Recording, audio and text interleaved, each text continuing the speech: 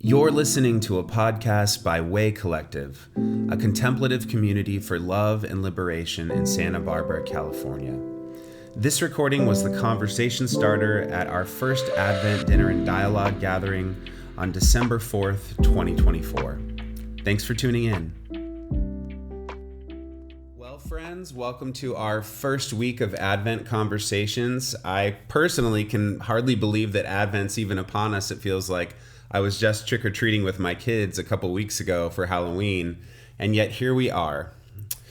These Christmas stories in the season of Advent have a deep resonance with the human condition, precisely because they're told for the purpose of helping communities like ours learn into what it means to hold on to the great themes of hope, peace, joy, and love amidst the withering landscape of winter.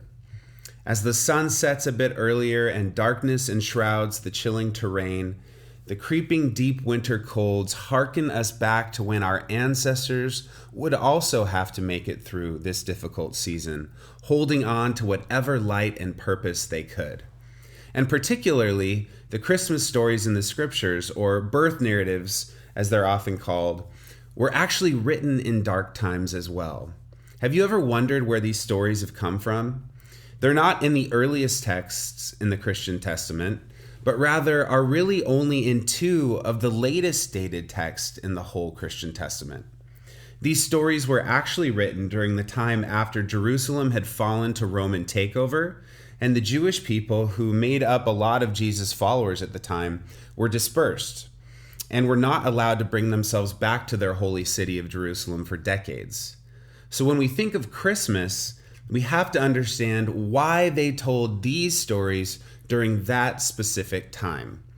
Perhaps it's because they had some encouragement to provide for a people who had lost every last shred of their hope.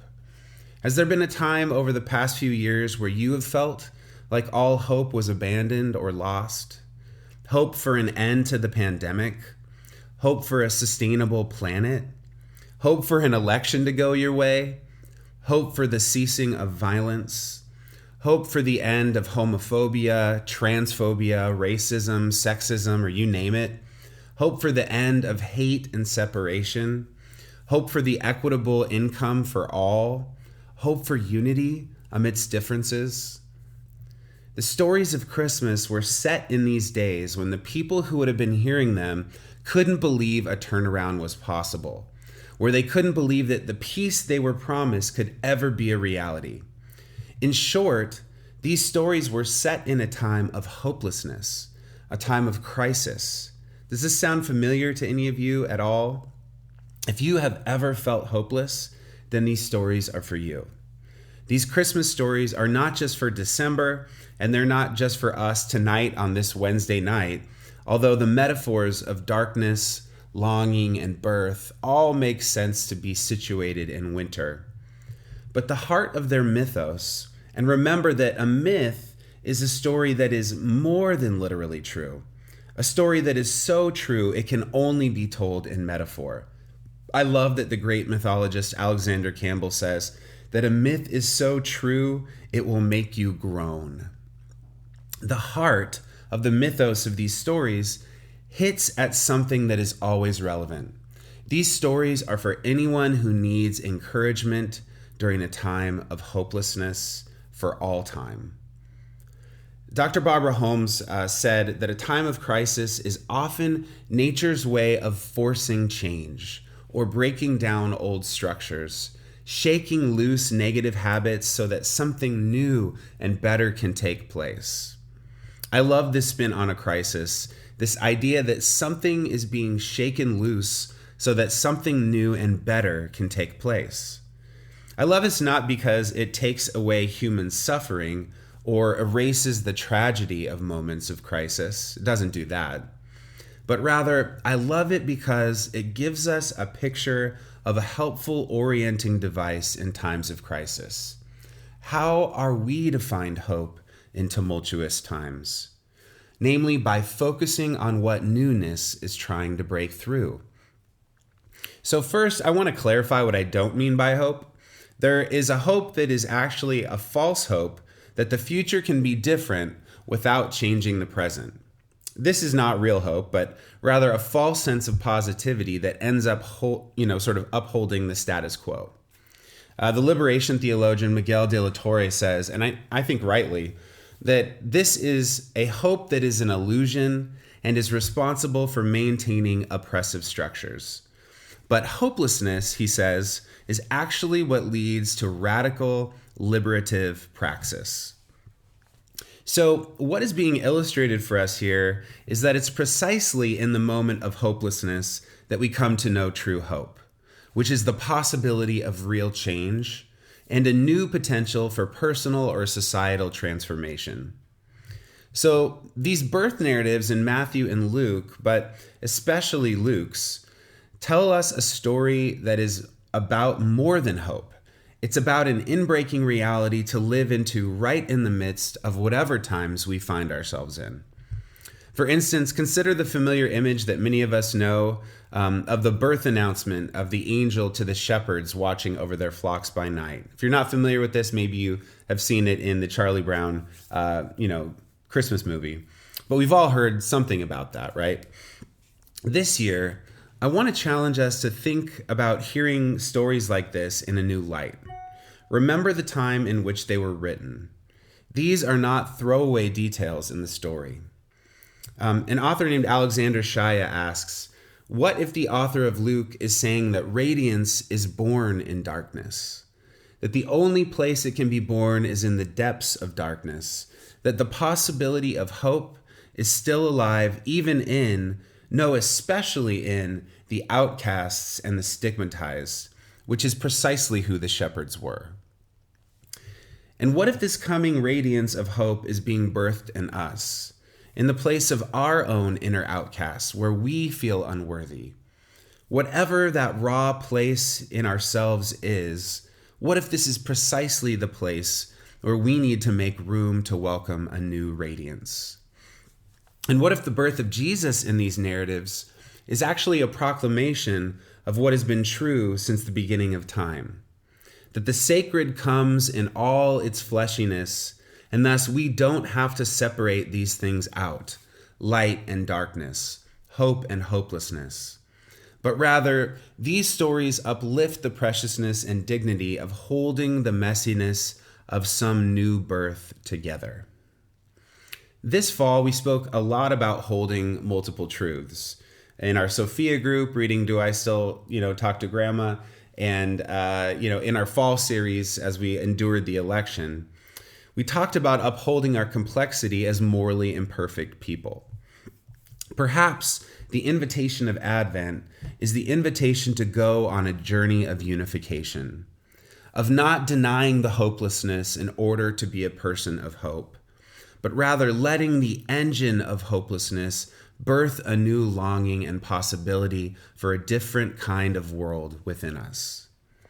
Perhaps the invitation of Advent is to hold both light and darkness together, not pushing one away, but reconceiving of darkness, as author Valerie Kaur says, not as a tomb, but as a womb birthing some new radiance.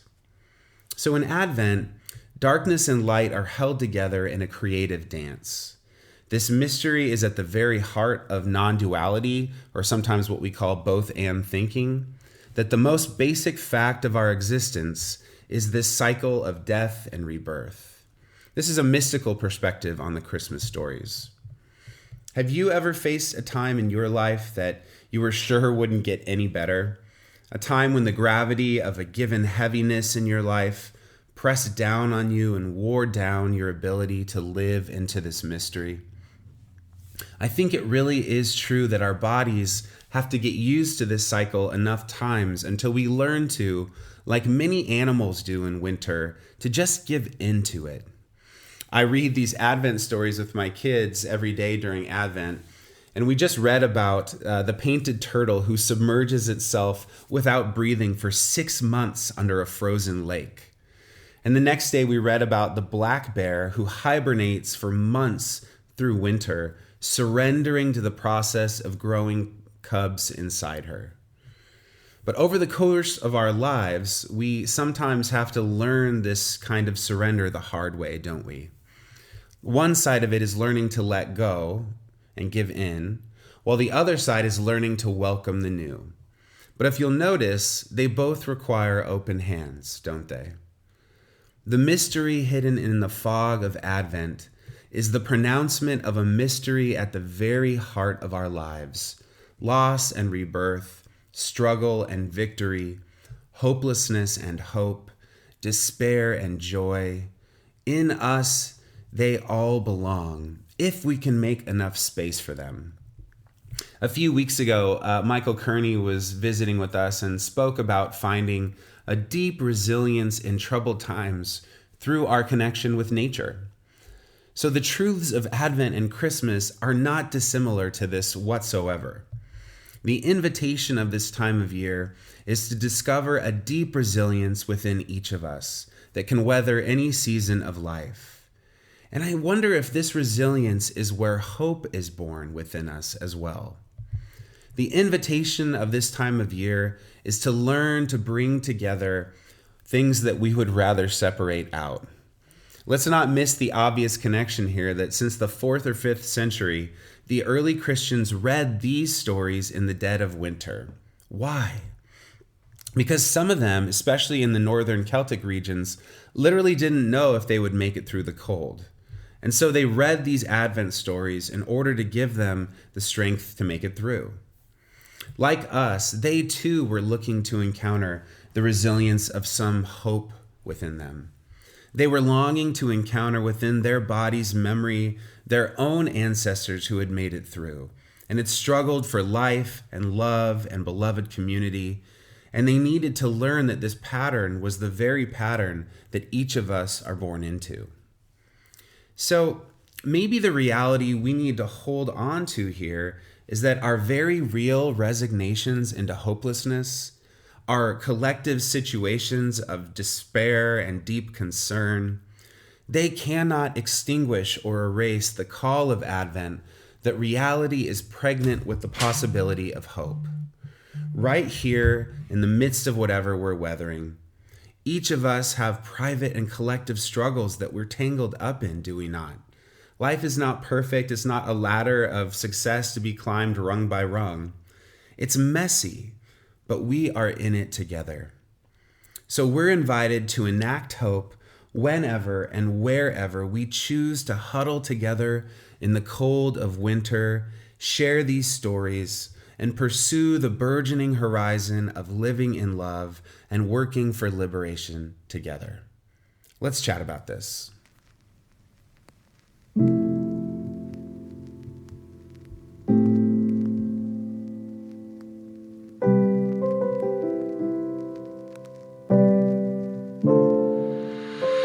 Thanks for listening to this podcast by Way Collective. To keep up with our community, you can subscribe to this podcast, go to www.waycollective.org, or follow us on Instagram at @waycollective. Peace and every good, y'all.